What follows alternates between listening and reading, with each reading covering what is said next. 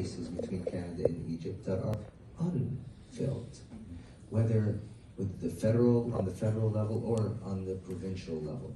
So the idea then became a hybrid three-component delegation.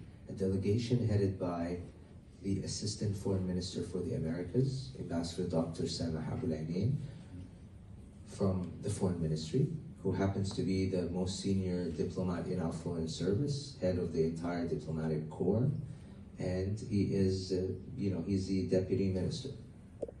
So he's coming basically to head this delegation as Egypt coming to Canada for the political consultations. But then, tagging along, we have two government officials. One, a very senior official from our investment authority. The other is a senior official from the Ministry of Petroleum and Mineral Resources. So that then you can see how that component is getting bigger. People who are actually coming and showing the political support of the government.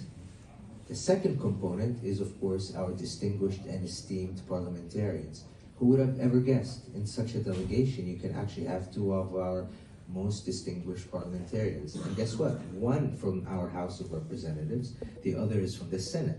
The first one is a member of parliament who actually, out of many things that he does, he heads the Africa Committee, which is very important for Egypt, as you can. And then he heads a lot of other things that have to do with Africa in a world in Egypt that's intertwined between political African issues and a lot of economic African issues.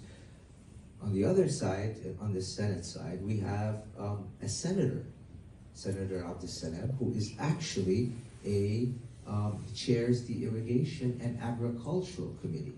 Again, a very important committee if you want to speak agriculture, if you want to speak irrigation, and others. Now, of course, when I say he's chair of one committee, he can actually be a member of many other committees, just like you have here in Canada. And he, and as well as Dr. Sharif from the parliament, both of them, guess what? They wear another hat because both of them are also businessmen.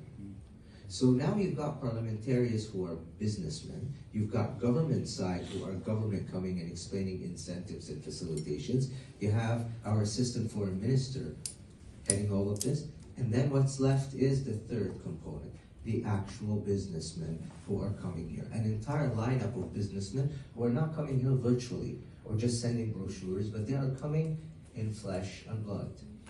And what? And spirit. And dedication and passion. They're coming here to actually do something. You can see most of them here, some of them first time for them in Canada, others have been here before, some have interacted, but the fact that they're here in such tremendous numbers, I can tell you, I have this entire tribe. As an ambassador here, I'm so proud to actually say that I'm happy to be part of this, Your Excellency, to have this entire tribe coming here, government, business, and parliament, to showcase us to not only to Quebec but also beyond. But today we're in Quebec. We'd like to see what ECBN has to offer. We would like to, of course, extend our thanks to Mr. Shahir Gindi, who even though we have never interacted as much, but we clicked very quickly. Of course, Mr. Adel Bolis is a good friend for 2.5 years now. I think we've had so many, as you once told me, login hours on the phone. And if I was a lawyer, I'd probably be a millionaire by now. So thank you so much for this, and I really wish that this is going to be a fruitful day. I can see Radwan here. Radwan was with us from the inception of the meetings as we were trying to organize this, and he would see me, trying to push through here and there. So I'm happy that it's as such, but this is not the finish line. This is only the start.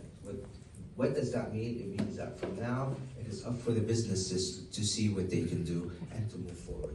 We will support, we will build bridges, we will pave roads, we are ready to help, but the rest is up for you. Thank you.